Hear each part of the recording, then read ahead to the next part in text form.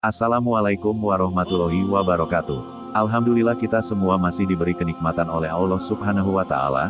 Rekan Islami yang dirahmati oleh Allah, langsung saja di sini kami akan mengisahkan sebuah kisah Abu Yazid Al-Bustami.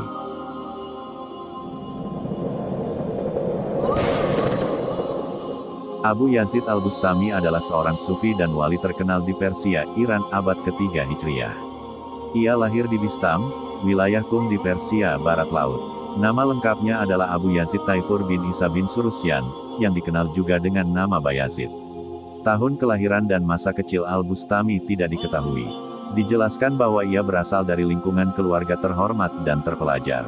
Ayahnya, Isa bin Surusyan, adalah seorang pemuka masyarakat di Bistam, sedangkan ibunya dikenal sebagai zahid, orang yang meninggalkan keduniawian. Kakeknya, Surusyan, sebelum memeluk Islam adalah penganut Majusi. Pada mulanya Al-Bustami mempelajari fikih mazhab Hanafi, kemudian mendalami tasawuf, terutama mengenai tauhid dan hakikat at-tauhid wa al-haqaiq di samping pengetahuan-pengetahuan tentang fana. Sebagian besar kehidupannya sebagai seorang sufi dan abid orang saleh dijalaninya di Bistam. Ia terpaksa meninggalkan kota kelahirannya untuk beberapa waktu lamanya guna menghindari tekanan-tekanan ulama mutakalim teolog yang memusuhinya. Al-Bustami tidak meninggalkan karya tulis, tetapi mewariskan sejumlah ucapan dan ungkapan mengenai pengalaman tasawufnya yang disampaikan muridnya dan tercatat dalam beberapa kitab tasawuf klasik, seperti Ar-Risalah Al-Kusyairiyah, Risalah Kusyairiyah, Tabakat As-Sufiyah, Tingkatan Sufi, Kasif Al-Mahjub, Menyingkap Tabir, Tazkirah Al-Auliya, Peringatan Para Wali, dan Al-Luma, yang cemerlang. Sebagian dari kebenaran ungkapannya masih dipertanyakan dan juga sebagian cerita mengenai kekeramatannya dianggap legenda. Sebagian dari ungkapannya disebut oleh kalangan sufi dengan istilah satahat ekstatik utrances, yaitu ucapan sufi ketika berada di pintu gerbang itihad kesatuan dengan Allah Subhanahu wa Ta'ala. Ucapan dan ungkapannya yang digolongkan satahat adalah seperti berikut. Maha suci aku, Subhani, alangkah agung kebesaranku. Tidak ada Tuhan kecuali aku, maka sembahlah aku. Aku tidak heran terhadap cintaku padamu, karena aku hanyalah hamba yang hina. Tetapi aku heran terhadap cintamu padaku karena engkau adalah Raja Maha Kuasa. Yang ku kehendaki dari Tuhan hanyalah Tuhan. Tuhan tidak dapat dijangkau dengan alat dan huruf. Semenjak 30 tahun Tuhan adalah cerminku. Sekarang aku menjadi cermin diriku karena aku sekarang bukan aku yang dahulu. Ucapanku, aku, dan Tuhan, berarti mengingkari tauhid Tuhan. Karena aku sama sekali tidak ada, Tuhan yang hak adalah cermin dirinya. Lihatlah, Tuhan adalah cermin diriku karena dialah yang berbicara melalui lidahku, sedang aku sudah fana. Ucapan dan ungkapannya tersebut menimbulkan kontroversi di kalangan ulama karena belum pernah didengar dari sufi sebelumnya. Mereka yang berpegang pada ajaran syariat secara zahir menuduh Al-Bustami kafir karena menyamakan dirinya dengan Allah Subhanahu wa Ta'ala. Sementara ada pula ulama lain yang mentoleransi ucapan semacam itu dan menganggapnya hanya sebagai penyelewengan, inhiraf, bukan kekafiran. Namun kalangan sufi membenarkan hal itu, sehingga ucapannya, Subhani, Maha Suci aku, alangkah agung keadaanku, menjadi teka-teki bagi kaum sufi zaman berikutnya.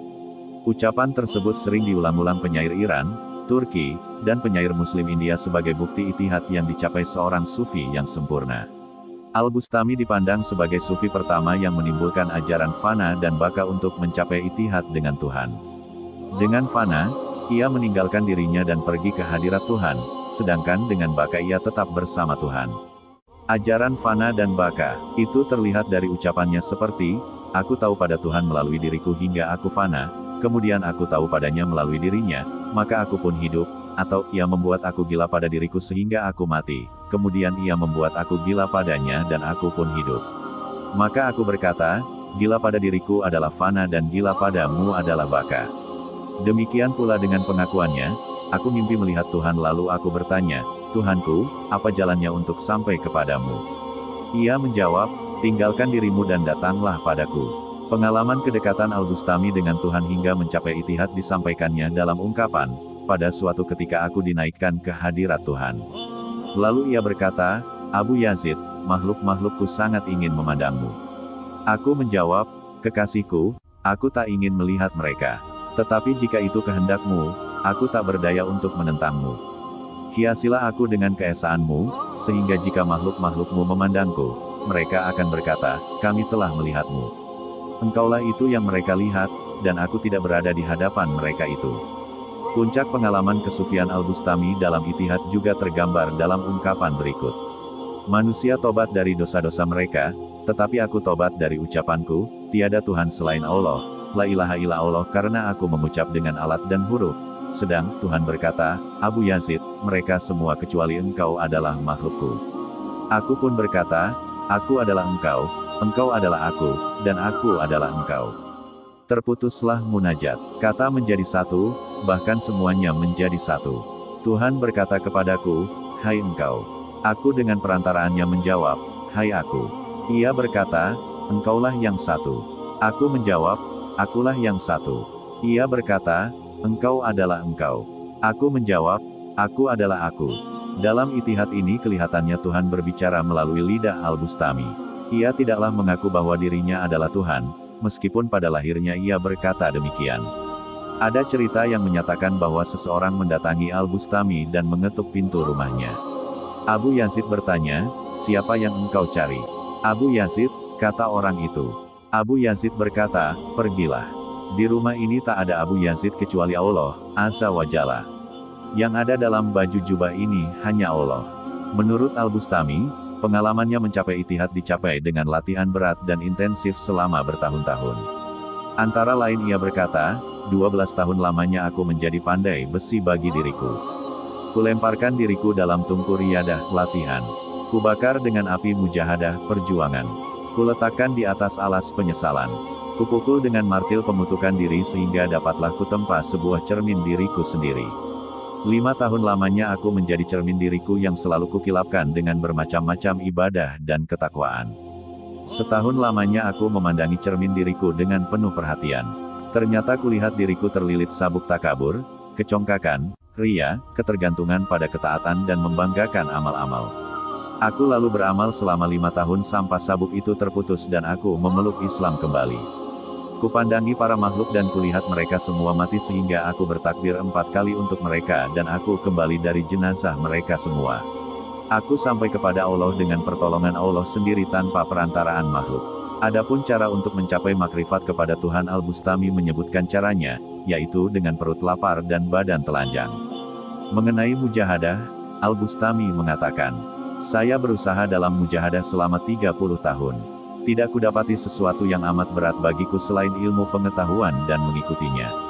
Seandainya tidak ada perbedaan ulama, aku akan baka. Perbedaan ulama adalah rahmat, kecuali dalam pengonsentrasian diri hanya kepada Tuhan tajrid.